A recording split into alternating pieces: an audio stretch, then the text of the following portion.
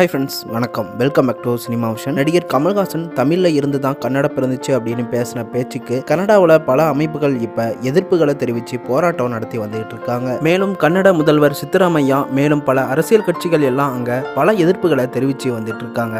கமல்ஹாசனோட உருவ பொம்மையை எரிக்கிறது, கருப்பு மைய பூசுறது அப்படின்னு கமல்ஹாசன் கூடிய சீக்கிரம் மன்னிப்பு கேட்டு ஆகணும் அப்படின்னு பல எதிர்ப்புகளை தெரிவிச்சுட்டு வந்துட்டு இருக்காங்க. இந்த நிலையில கனடாவில் இருக்க ஃபிலிம் கார்பரேஷனும் கமல்ஹாசன் மன்னிப்பு கேட்கணும், அப்படி இல்லைன்னா நாங்கள் தற்கொலை படத்தை இங்க ரிலீஸ் பண்ண விடமாட்டோம் அப்படின்னும் 24 மணி நேரம் கால அவகாசம் கொடுத்திருக்காங்க கமல்ஹாசனுக்கு. இதை தொடர்ந்து கமல்ஹாசன் கேரளாவில் தற்கொலை படத்தோட ஈவெண்ட் நடந்துச்சு. அங்க அவர் கலந்துகிட்டு பேசும்போது அதை குறித்து பேசியிருக்காங்க. அப்ப கமல்ஹாசன், நான் அன்பா பேசினதுக்கு நான் மன்னிப்பு கேட்க மாட்டேன், அன்பு என்னைக்கும் மன்னிப்பு கேட்காது அப்படின்னு திட்டவட்டமா சொல்லியிருக்காரு. அதாவது சில நாட்களுக்கு முன்னாடி தான் தற்கொலை படத்தோட இசை வெளியீட்டு விழா நடந்துச்சு.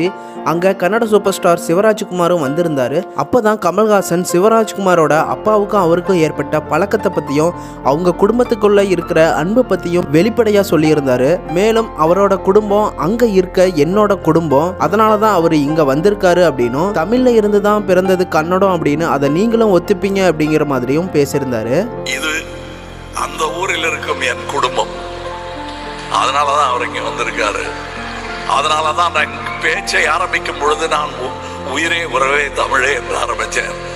அதுல தமிழிலிருந்து பிறந்ததுதான் உங்கள் பாஷை, அதனால நீங்களும் அதில் உட்படுவீர்கள்.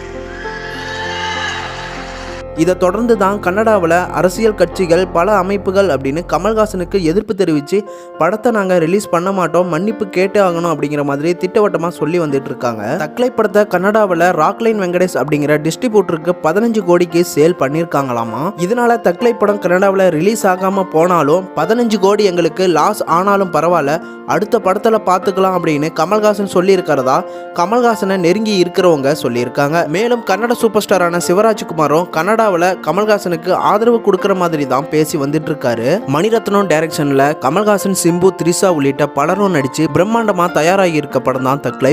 இந்த நிலையில கன்னடாவில் தற்கொலை படம் ரிலீஸ் ஆகுமா ஆகாதா அப்படிங்கிறத வெயிட் பண்ணி பார்க்கலாம். அடுத்த அப்டேட் தெரிஞ்சுக்க சேனலை சப்ஸ்கிரைப் பண்ணிட்டு பெல் ஐக்கனை கிளிக் பண்ணிக்கோங்க.